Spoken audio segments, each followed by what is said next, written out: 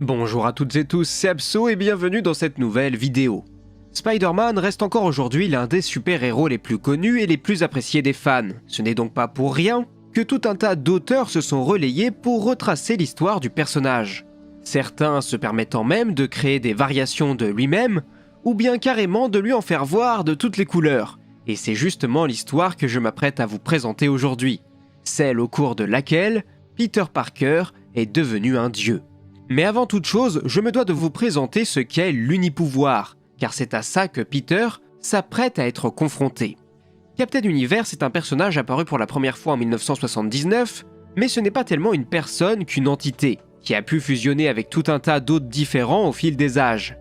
L'unipouvoir, c'est une manifestation de l'univers, une sorte de champ d'énergie symbiotique qui peut se lier à un héros si la situation l'exige, ce qui a souvent pour conséquence de booster considérablement les capacités du dit héros.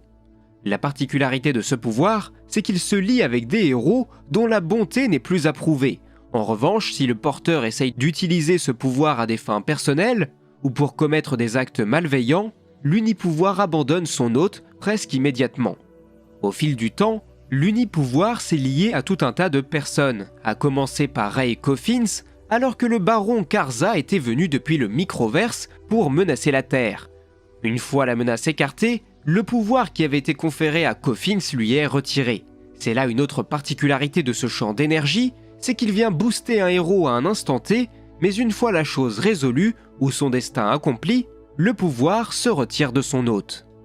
Par la suite, le pouvoir a pu se lier avec tout un tas de héros reconnus, que ce soit Hulk, Daredevil, X-23, ou bien encore la Femme Invisible. Pour autant, l'un des porteurs les plus célèbres du titre de Captain Universe fut certainement Gabriel Vargas, un vétéran paraplégique américain qui se voit confier ce pouvoir avant d'être confronté à une immense intrigue cosmique qui le mêle aux différents gardiens de la galaxie. Mais venons-en maintenant à l'histoire qui nous intéresse, une histoire que l'on retrouve pour commencer dans le numéro 158 de la série Spectacular Spider-Man. Dans celle-ci, Spider-Man se retrouve confronté à l'un de ses nombreux adversaires qui lui posent bien des soucis en le recouvrant d'une matière qui l'empêche de se mouvoir. Mais grâce à la force de sa volonté, Peter parvient à trouver l'énergie suffisante pour se tirer d'affaire. Malheureusement, celui qui se fait appeler le piégeur s'est déjà enfui. Cela fait, Peter retourne travailler au sein du labo du professeur Max Lubitsch, alors que celui-ci tente de mettre au point une nouvelle machine qui pourrait leur permettre de mettre la main sur une puissante source d'énergie extra-dimensionnelle.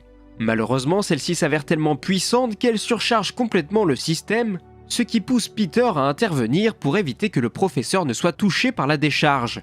Mais en retour, c'est le jeune homme qui est atteint par cette source d'énergie.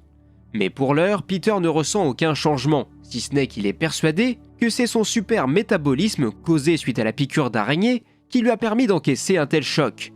Mais Peter n'a pas le temps de s'attarder sur ce qu'il vient de se produire, car la surcharge a causé des dommages à l'extérieur du bâtiment et des câbles électriques sont sur le point de tomber sur des civils. L'araignée se retrouve accrochée à l'un de ces câbles, il subit alors une nouvelle puissante décharge qui aurait dû tuer n'importe qui, et pourtant, il était toujours en vie. Une fois de retour sur la terre ferme, d'autres effets se font ressentir. Tous ses pouvoirs et ses sens semblent être décuplés. Il perçoit le moindre danger, le moindre mouvement, et ce à des kilomètres à la ronde. Les premiers instants sont donc particulièrement douloureux et l'empêchent de se concentrer, abasourdi par cette avalanche d'éléments sonores et de nouvelles sensations. Mais cela ne l'empêche pas pour autant de mettre la main sur le piégeur, qui cherchait à mettre la main sur son cadavre, toujours persuadé qu'il était de l'avoir tué. Dès lors, une nouvelle confrontation s'engage, et Spider-Man se révèle capable de prouesses qu'il n'avait encore jamais réalisées. Le piégeur est ainsi mis à terre et rapidement arrêté par la police. Spider-Man découvre dès lors qu'il est doté de tout nouveaux pouvoirs, ceux-ci lui permettant même de voler. Ces nouveaux pouvoirs troublent grandement le jeune homme, qui remet forcément ses actions en question maintenant qu'il est doté de capacités quasi divines. Pourquoi devrait-il perdre du temps à sauver de pauvres individus alors qu'il était en mesure de sauver le monde dans son entièreté?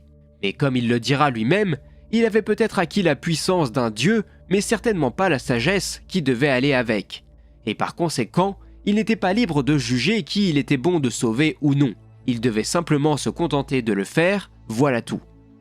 Finalement, Ce n'est que lors d'une confrontation l'opposant à Graviton et à la Tri-Sentinelle que Sebastian Shaw achèvera malgré lui la transformation de Spider-Man en Captain Universe, grâce à l'une de ses machines.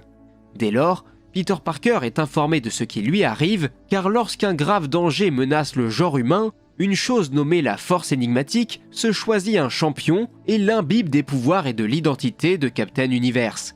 Ayant désormais compris le rôle qu'il avait à jouer, Spider-Man, ou plutôt Captain Universe, est tout à fait en mesure de répondre à la menace qui s'oppose à lui et aux humains. Et même si la victoire est remportée, celle-ci le laisse dans un état d'épuisement considérable. Mais sa mission étant remplie, la Force Énigmatique quitte son champion.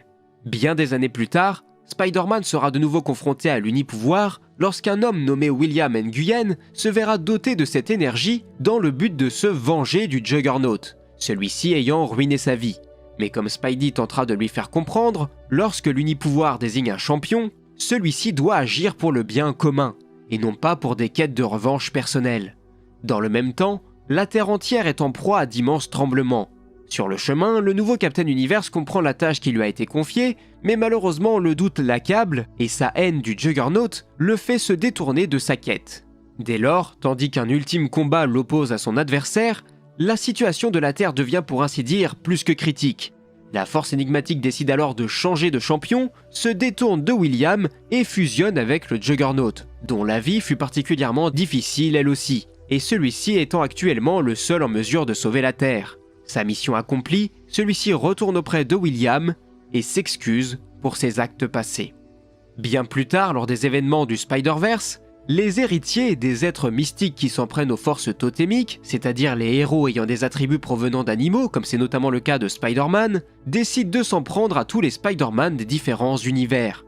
Le Peter Parker de la Terre 616 étant considéré comme un élu par ses pairs, celui-ci est transporté sur Terre 13, où son alter ego a su conserver les pouvoirs de la Force Énigmatique, ce qui lui a permis notamment de créer cette zone de sûreté pour l'ensemble des Spider-Man.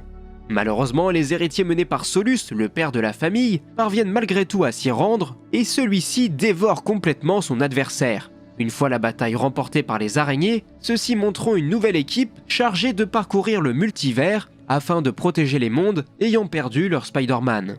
Quelque temps plus tard, les héritiers parviendront à nouveau à s'échapper et à faire régner la terreur. L'unipouvoir réapparaîtra alors à ce moment précis auprès de Miles Morales afin de lui conférer la puissance suffisante afin de régler le problème qui se posait à eux et ce pour de bon. Enfin, jusqu'à la prochaine fois. Et après cela, nous en revenons à quelque chose que je vous avais déjà présenté il y a de ça quelques semaines, car l'unipouvoir a également touché Eddie Brock, alias Venom, dans les événements de King in Black, lorsque le dieu des symbiotes Knull s'en est pris à la Terre. La vidéo s'affiche dès maintenant en haut à droite si cela vous intéresse d'en savoir plus. Mais bref, voilà ce qu'il en était pour cette histoire qui, je l'espère, vous aura plu. Si jamais cela vous intéresse d'en savoir plus, vous pouvez retrouver tout cela dans le numéro 158 de The Spectacular Spider-Man, du numéro 329 de The Amazing Spider-Man, et pour le reste, je vous invite à lire les events de Spider-Verse et de King in Black que j'ai vraiment adoré et dont les dessins sont absolument fantastiques. Quoi qu'il en soit, voilà tout ce que j'avais à dire concernant Spider-Man et tout ce que vous devez savoir concernant cette histoire, donc n'hésitez pas à me dire ce que vous en avez pensé dans les commentaires, et à me proposer d'autres personnages que vous aimeriez que je vous présente dans de prochaines vidéos, ou tout simplement des questions que vous pourriez avoir et auxquelles je pourrais répondre. Sur ce, c'est tout pour moi, n'hésitez pas à vous abonner pour ne rater aucune des prochaines vidéos, c'était Absolute, à la prochaine, ciao.